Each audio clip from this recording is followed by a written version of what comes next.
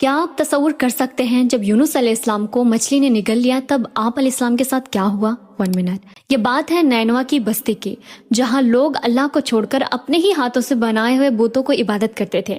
حضرت یونس علیہ السلام بار بار انہیں سمجھاتے رہے، توحید کی دعوت دیتے رہے اور کہتے رہے ان پتھروں کو چھوڑ کر ایک اللہ کی عبادت کرو، مگر قوم نے مذاق اڑایا، بات نہ مانی اور گمراہی پر ڈٹی رہی۔ مسلسل انکار دیکھ کر حضرت یونس علیہ السلام بستی چھوڑ کر نکل گئے، مگر یہ فیصلہ اللہ کا حکم نہیں تھا۔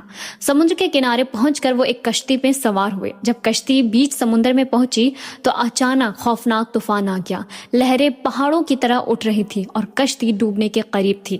ملاحوں نے کہا کشتی میں کوئی ایسا شخص ہے جس سے خطا ہوئی ہے۔ قرآن اندازی کیا گیا اور بار بار حضرت یونس علیہ السلام کا ہی نام نکلا۔ آخرکار انہیں سمندر میں ڈال دیا گیا۔ جیسے ہی وہ پانی میں گرے، اللہ کے حکم سے ایک عظیم مچھلی نے انہیں نگل لیا۔ اب وہ 3 اندھیروں میں تھے، رات کا اندھیرا، سمندر کی گہرائی کا اندھیرا اور مچھلی